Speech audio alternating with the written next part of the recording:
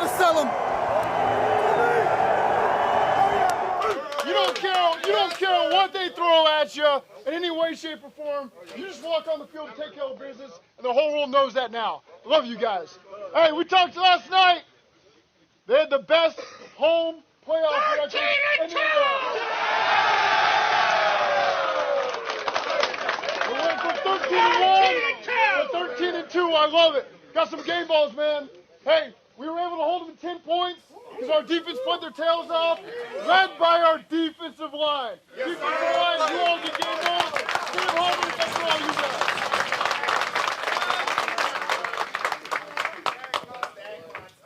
It came at an appropriate time.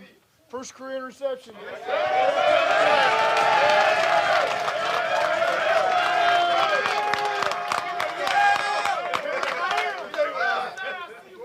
Hey, when you go on the road, in the playoffs, bad weather, you got to pack your run game. Rush for over 170 yards. Joe Mixon, 20 for 105 and a touchdown.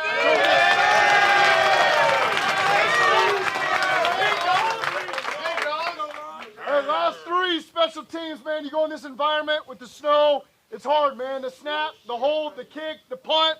Cal Minus, where you at?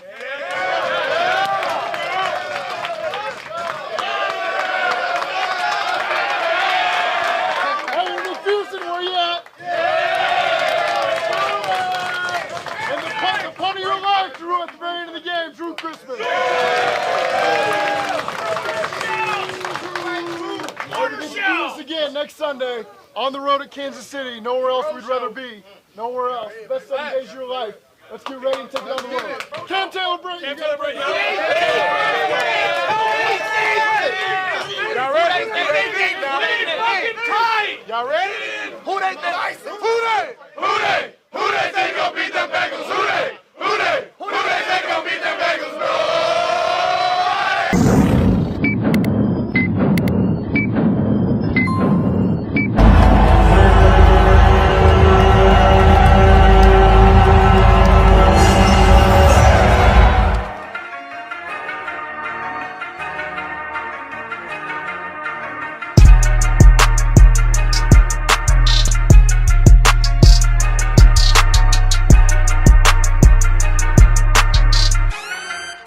Welcome to the Queen City Shites podcast.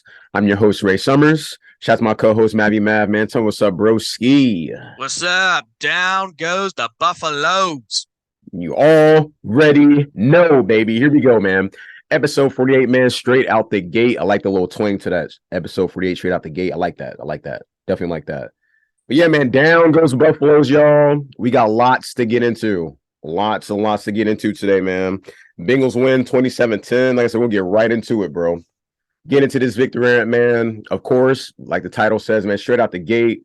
Bengals came out gun blazing. This wasn't just a victory either. Like, this was a statement win, bro. Like, this was, I mean, like, what y'all witnessed yesterday was basically, that's exactly what it felt was going to happen on that Sunday night game that got canceled. This was a big statement win. It's definitely putting the NFL on notice, especially everything that's been going on, you know, prior to this game with all the, you know, the ticket sales and the coin flip, all that stuff that we talked about in the last episode, bro. Yo, everything went right for the Bengals in this game, man. The running game was perfect. Like, it's just like the running game, the passing game, special teams. It's like, this is probably like the most full, complete game, the best full, complete game we've ever witnessed up to date, man. I mean, you agree, man? Like, oh yeah, I was waiting till you were done. Like, oh yeah, my bad. Just a little bit more. Hold on, just a little bit more, bro.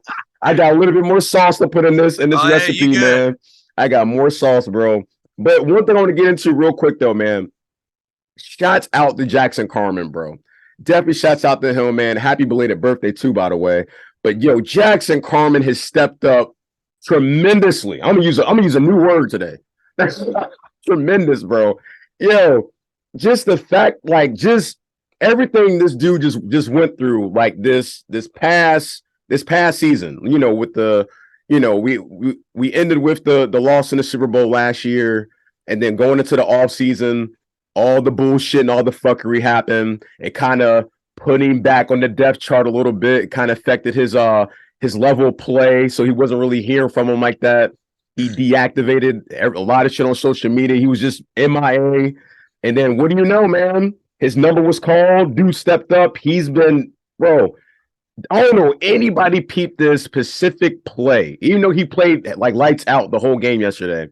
Me and Matt pointed out on the Stripe Rewind, bro, the play before Mixon's the challenge touchdown that he got, the rush play before that, Jackson Carman literally picked his little ass up and threw him like a rag dog across the bro. It was a beautiful thing to see, man. Shouts out to Jackson Carman, bro. Everything that he faced on the offseason and this season, bro. Like I said, he stepped up.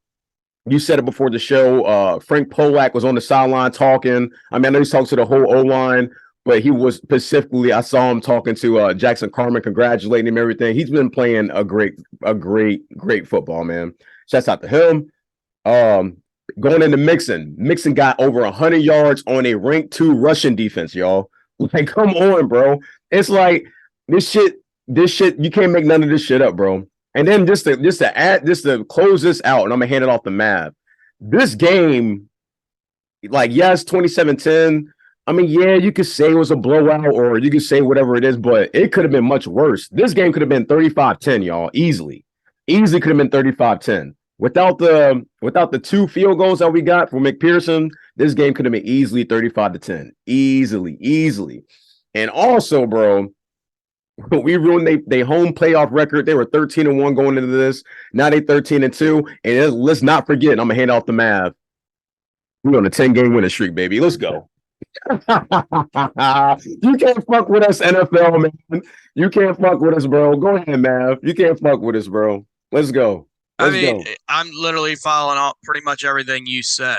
Let's go. Up to this point, the Bengals are on a 10-0, win streak. Yes, sir.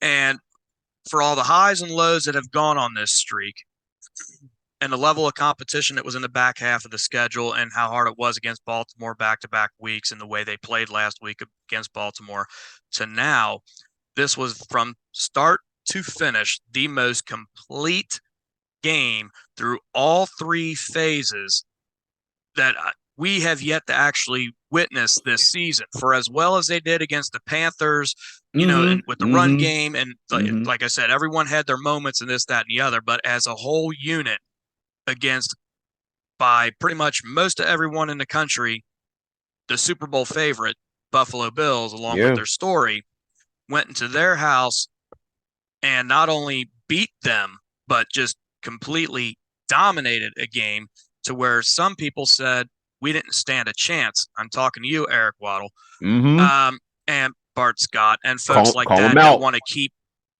giving cheap shots to the Bengals just because you're salty and you're at home and you can't do nothing about it. Yes. So here we are again, back-to-back seasons, AFC Championship showdown against the Chiefs. If I could say one word for this team that describes them, and there could be many words you can choose from, the main one is resilient.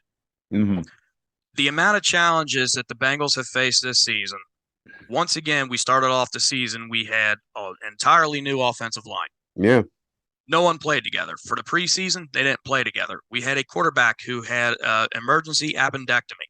So he had no offseason yet again. That seems to be a trend with Joe Burrow. He don't need the offseason. Yeah, that's a fact. So the beginning of the season, we started off 0-2.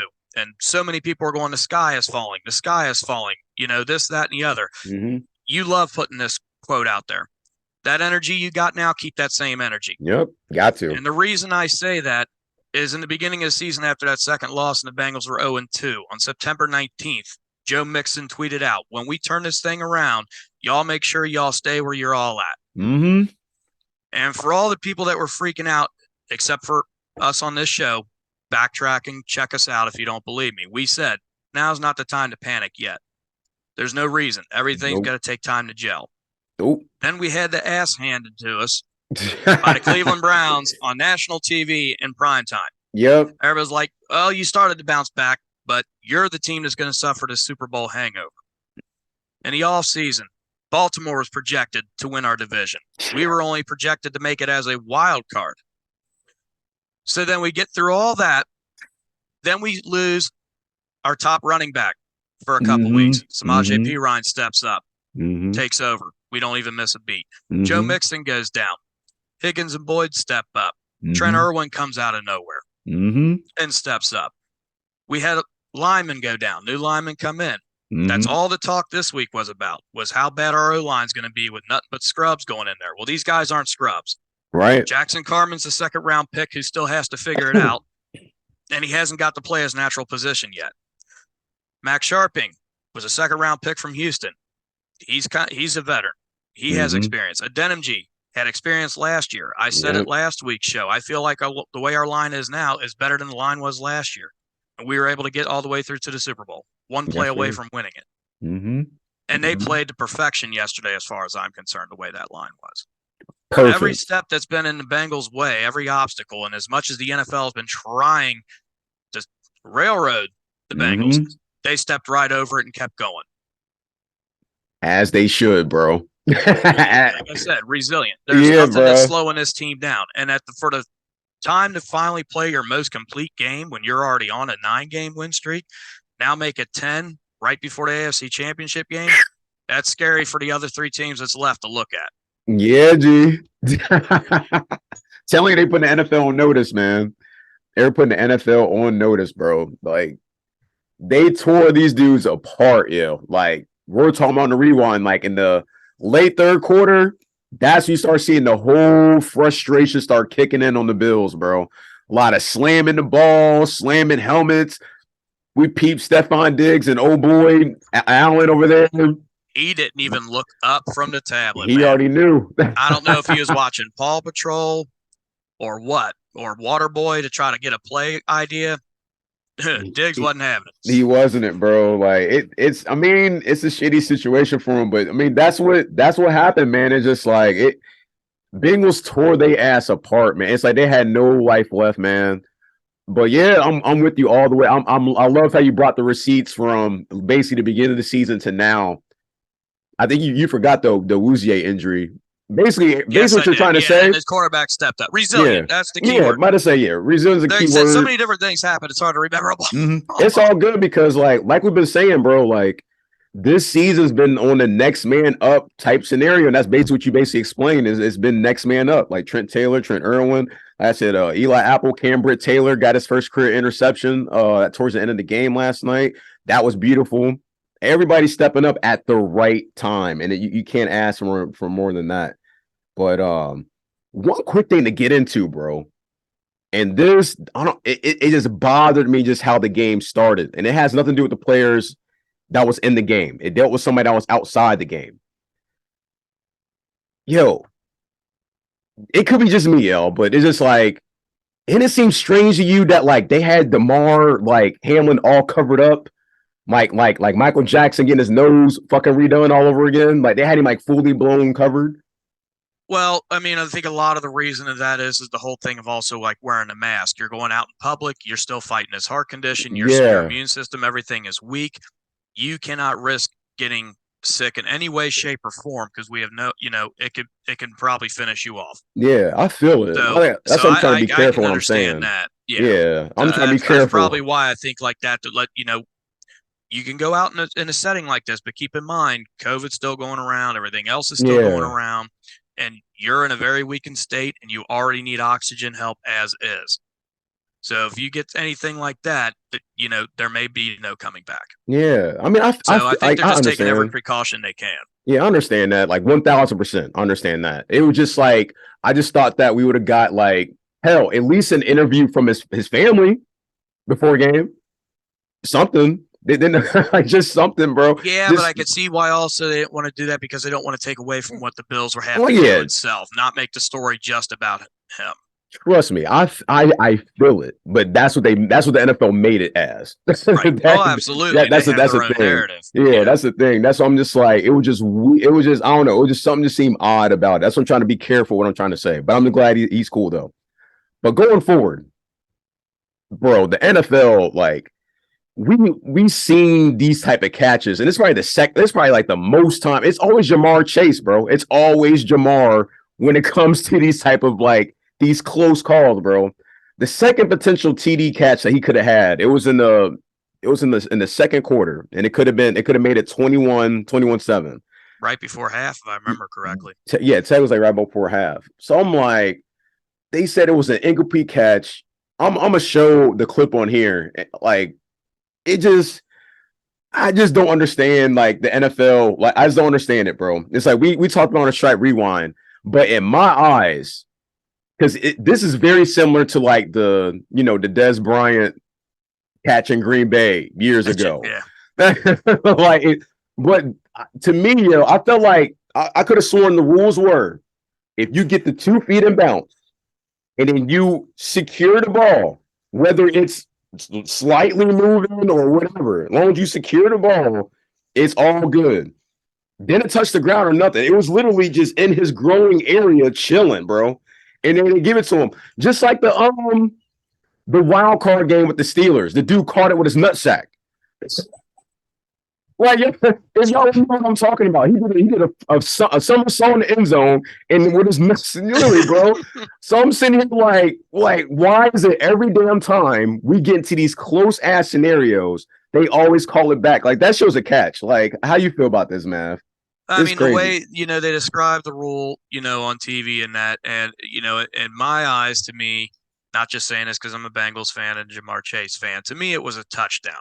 To me, he established possession a couple times on that.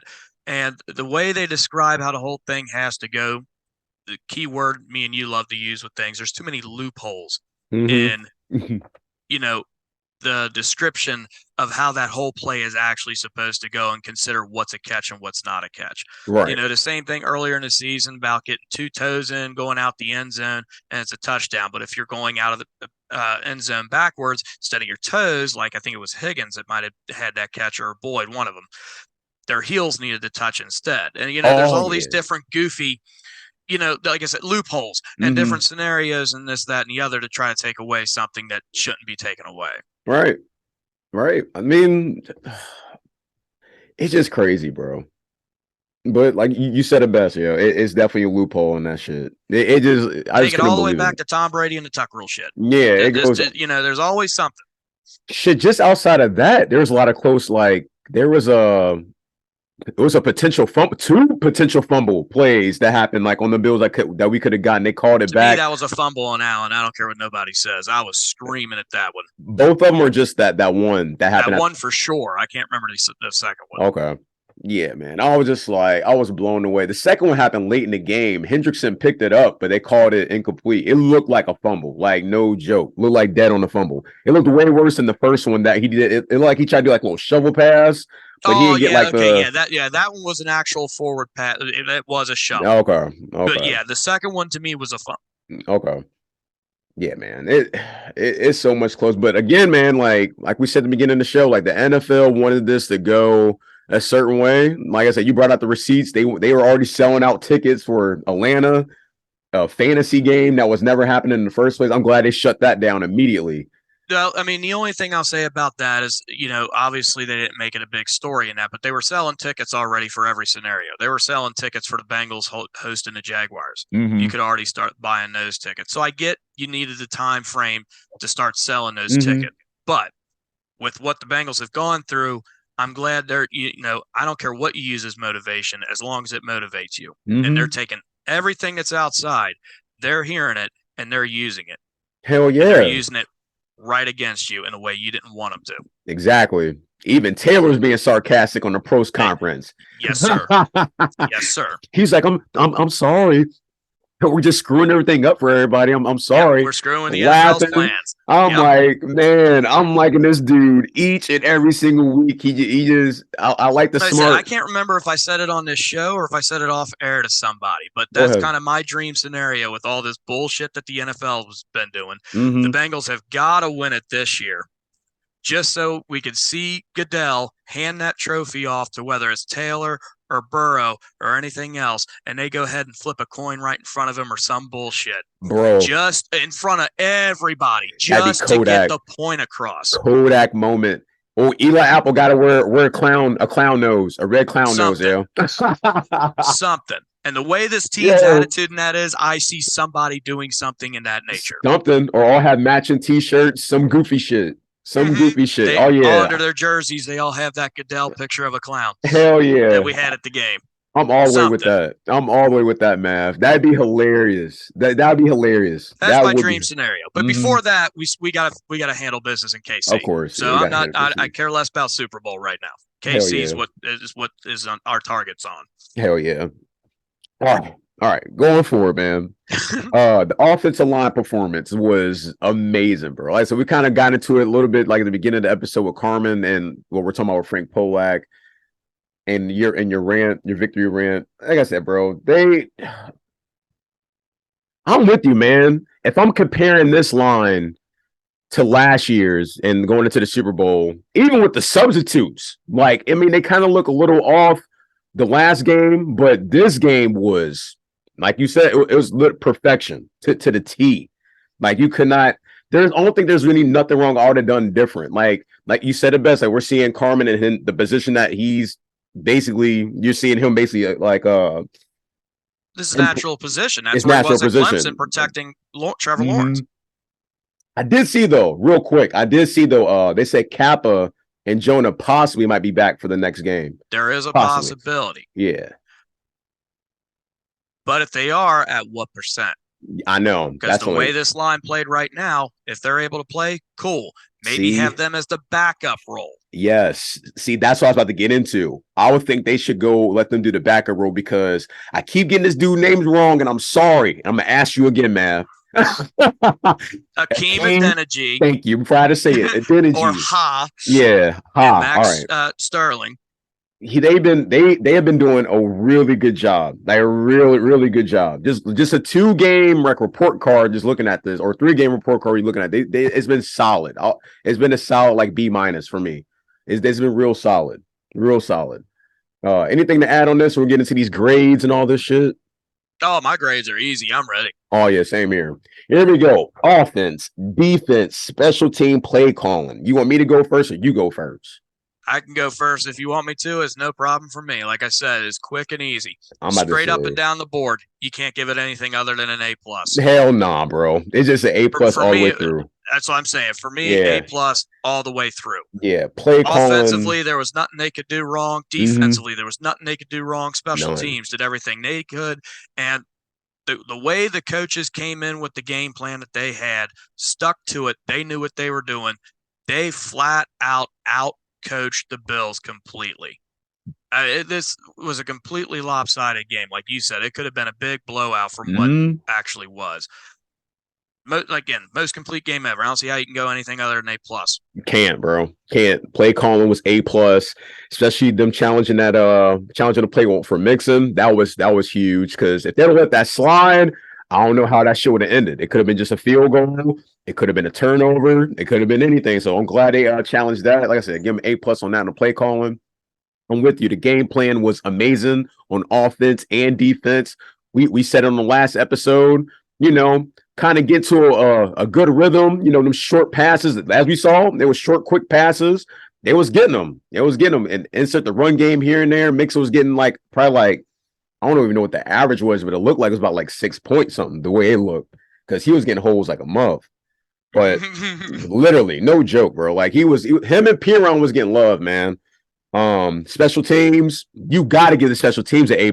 Look, the environment, everybody, they're playing in the snow especially for the field goal kicker, bro. Even the punter, it just give them dudes an A+, bro. It's just it makes no sense, bro. It's like they went out there in the snow and did what the hell they had to do. Defense shut they asses down. Let's get into these numbers, y'all. I have to get in these numbers. When I saw this, I was like, this is the Bills? This is the Bills that y'all been talking about all damn year. Saying might have trouble with it, bro. Check this out. Check this shit out real quick, man. Hold on, man. I'm too hype right now. Way too hype. You trying to look at this? It's just the fact. All right, boom. They kept the Bills touchdownless like the whole second half.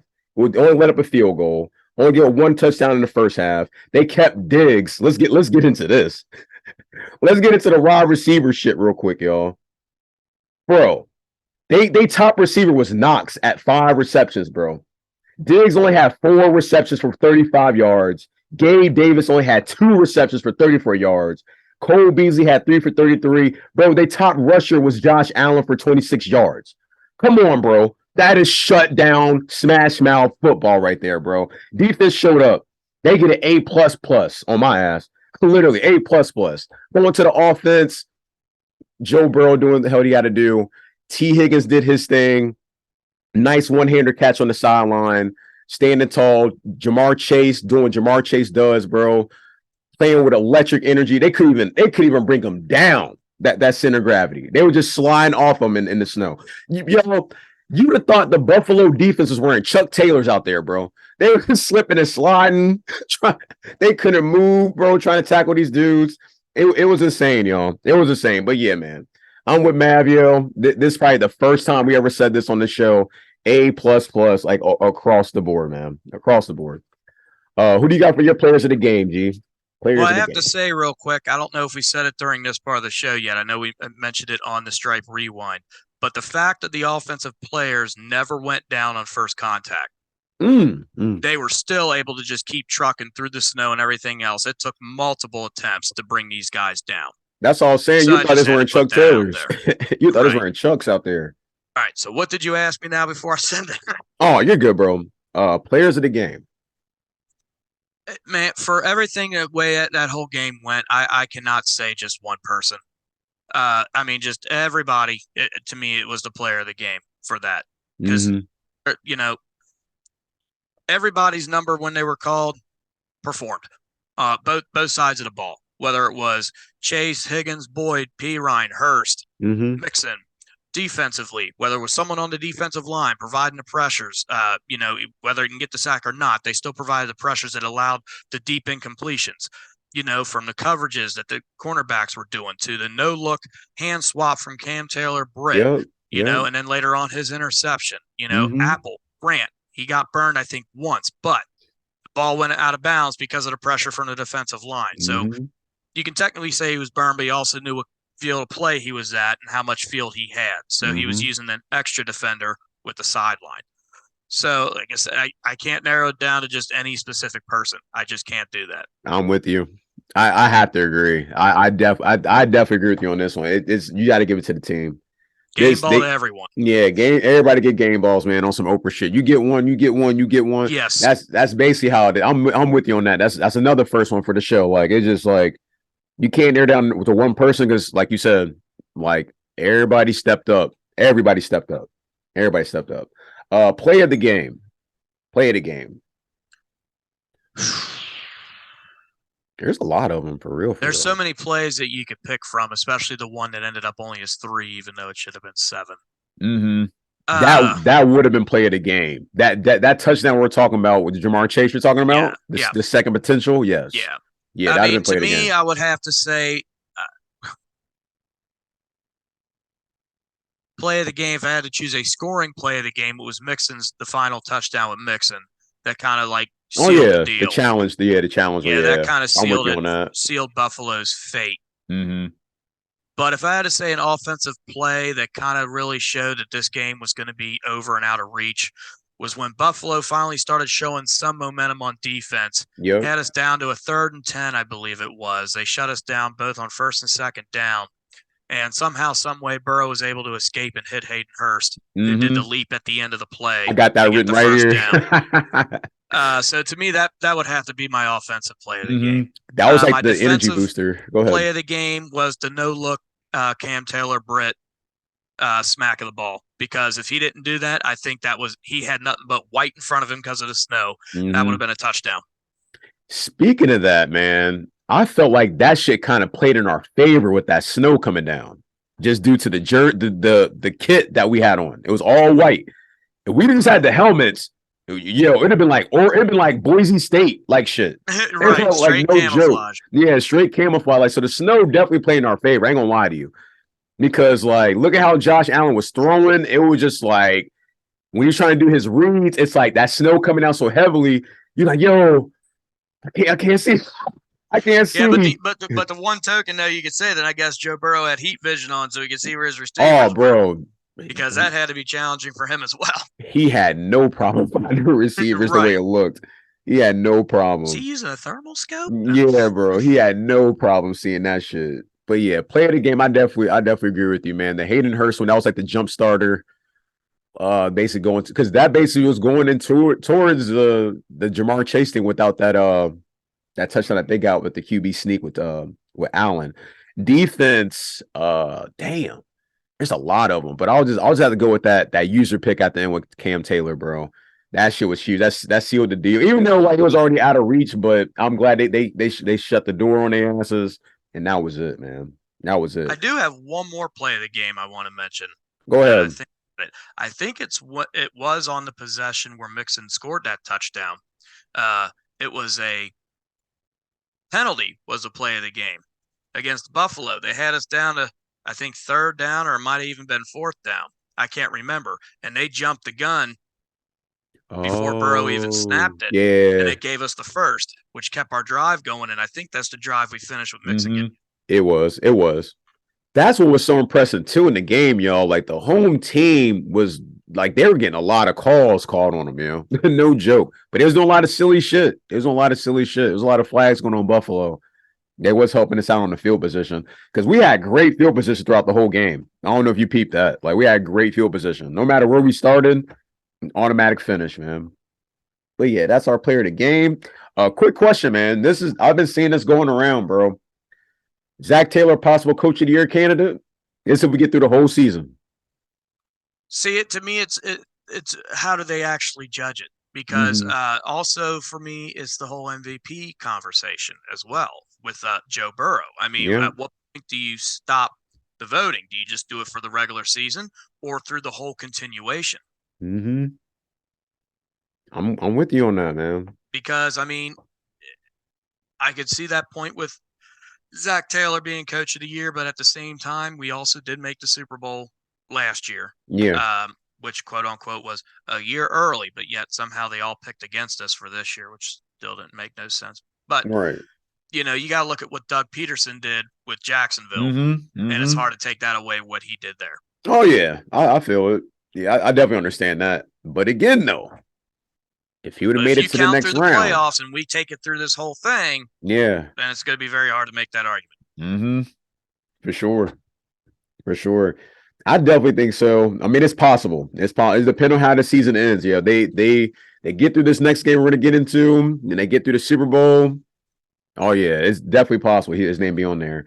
And outside of the MVP for Joe Burrow, I did see they'll be working on his contract here real shortly. They are planning on extending him this offseason. Yep, those talks are heating up. So I'm interested to see how much this guy's about to get. I'm interested to see. I'm definitely interested to see how that's going to be. Anything else to add before we get to the shits?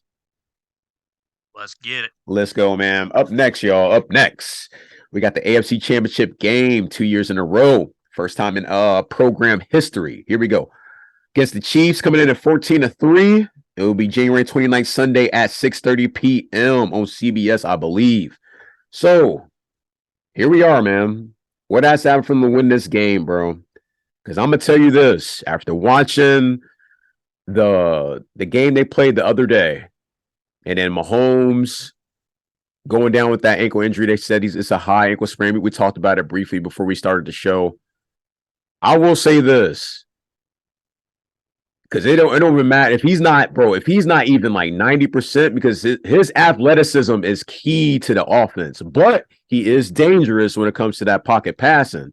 But that's when the defense is going to have to come in there and ruffle shit up. So it's going to be interesting how this shit plays out. But I feel like as long as they get to Mahomes, I'm going to assume he's playing. I don't see them keeping his ass out. Nah. He's going to play this game. But I feel like as long as if they play Mahomes like how they played Josh Allen yesterday, they should be solid. They should be solid. But they just got to watch out for Travis Kelce. That's the only thing. Definitely. Go ahead, man. Well, I mean, you already said we all know with the high ankle sprain. Yeah. A lot of what Kansas City's great at, specifically Mahomes, is extending the play and making plays happen on the fly and out of nowhere with a scrambling ability. Mm-hmm. Don't take nothing for granted. Even though this injury is going to slow him down, keep the pressure on, and don't think that just because he's hurt he can't do anything. But it's going to limit him. Mm-hmm. As long as they apply the pressure, like you said, the way they did against Buffalo, he's not going to be able to escape like Josh Allen was able to. Nope. He's real slow. And it's going to take one wrong move for Mahomes to do, and he might end up going out and might have to be their backup coming in. Mm-hmm. I don't really expect too many big passing plays coming from don't. Kansas City. They'll take their shots as long as the line is able to protect. But if we can keep providing the pressure, with just 4-man rushes to keep all our people back, especially watch that middle, like you said, with Kelce, because it's going to be quick passes to either Kelce or Smith-Schuster. What's the name of their running back? Pacaro, something like that. Paccio. Pinocchio, whatever it is. I almost said pistachios. Either way, expect little screen passes to him, expect a lot in the run game. Mm-hmm. We already know what to expect from them defensively. We've already done this 3 times. All 3 times came to close games. Obviously, we don't have the drama of like last year where Joe Burrow made the comment, "I played in the SEC. I know what loud crowds sound like." Right. So we already been to Arrowhead and already played this game before. But Kansas City's front, I think, is better than Buffalo's front. Mm-hmm. But this time, instead of the exterior pass rushers, it's the interior pass rushers that you got to worry about with Kansas City. Yeah. So how well will our line hold up? Because now Karras had a little bit of a knee issue he had to fight through against Buffalo. Mm-hmm. But he already stated he'll be ready to go for the Kansas City game. So that's what it's going to boil down to. But they keep doing the same scheme that they did basically against Buffalo with the quick passes and all that. They're not going to be able to counter it. I agree with that 1,000%. That's what I expect with the Bengals to do. It'd be like, I want to say the same game plan on offense and defense, but kind of turn it up a notch, because this game, you got to be up tempo immediately. Then once you up there, if they get the lead, which I expect them to, they got to keep that lead, man. Don't get too flashy. Don't get too cute. Just a full, complete game that we've been saying this whole show, man. We need a full, complete game. And definitely call their bluff. Test out that ankle immediately, man. If they get the ball in the first quarter, oh yeah, I'm bringing Hendrickson and fucking Hubbard, Reader and Hill. Oh yeah, get to him as much as you can possible, man. When there's blood in the water, you got to let the sharks feed. Especially Hilton. He's been the sneaky one getting in the mix, so you got to watch out for him too. So it's just like, yeah, bro, definitely test out that ankle off rip. See how good that ankle really is, man. But yeah, just can't let up no big plays over the top, man. But I don't really see any big plays happening, because I see exactly how you see it. It's going to be quite similar to what we were doing yesterday. Little quick passes, little screens, quick handoffs. Hell, we might even see – I would like to see some hurry-up offense with us. I ain't going to lie to you. I don't think we've seen that yet. Not yet. But yeah, hope we see that shit. What's your score prediction, bro? That's a tough one. With Mahomes, I say he'd probably be at best maybe 75% if we had to put a percentage to it. Yeah, I'll say 65, 70.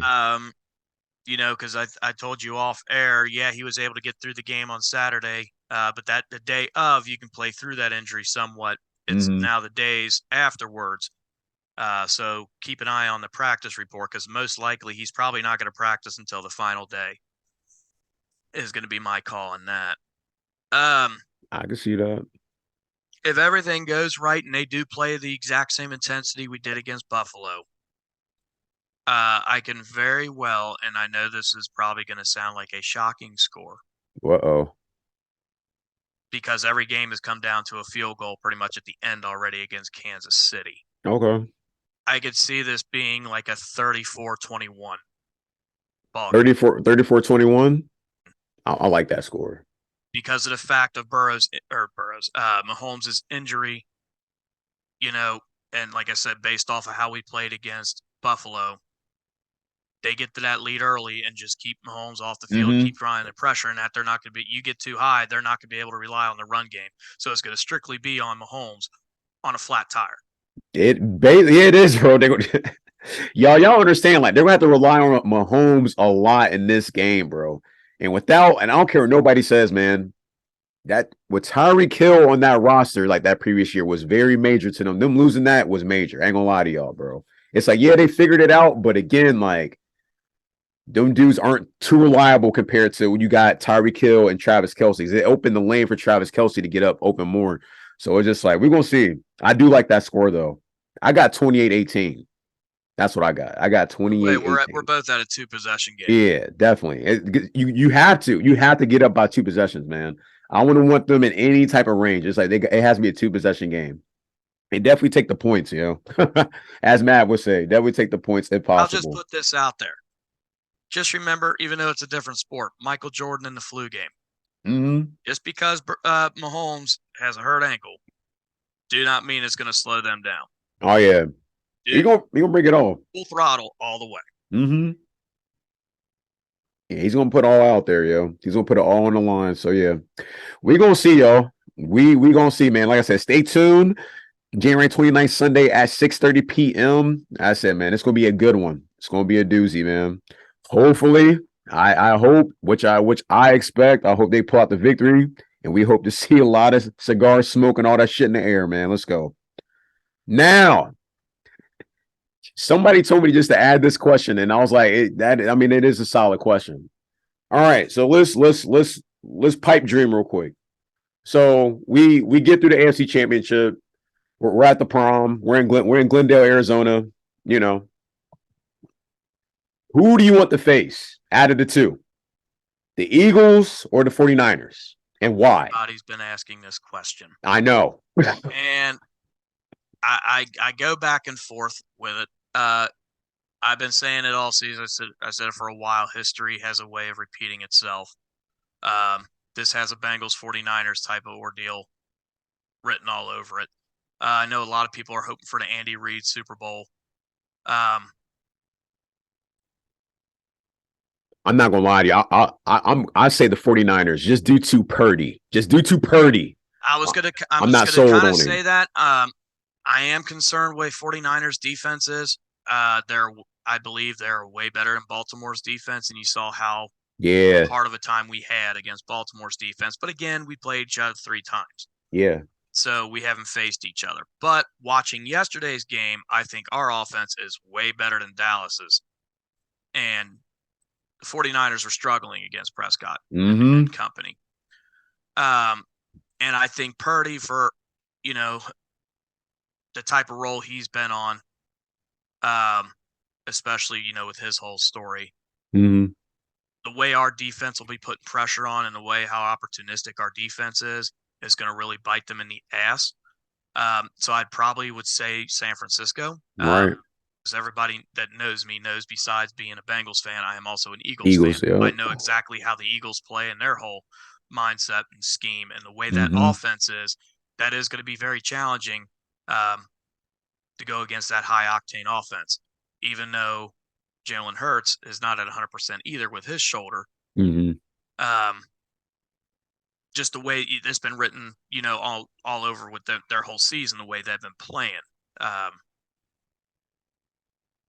Yeah, I'd probably have to go 49ers. Yeah, bro. Like you said, for the fact of the Purdy effect. Yeah, it has to be, man. Like, he hasn't seen, I'm with you all the way with, he has seen defense like ours. Like, it's like, the Cowboys defense is straight, but it's not like ours, man. And plus on the offense, bro, like, in their defense, it's no match. We got two. I get it. They got weapons too. Don't get me wrong. They got weapons too. But if our defense gets to Purdy, like the way they was getting to Josh Allen and the other QBs that we saw this season, and on this 10-game win streak ride we've been witnessing, it's a wrap, everybody. It's a wrap. But I will admit, though, and I'm with you on that 1,000%. They play the Eagles. That's gonna be a dogfight. No joke. That's gonna be a dogfight. Clean dogfight, man. But yeah, definitely 49ers though. But yeah, like I'm with you though. History repeats itself, and it's almost looking like that. We have to stay tuned.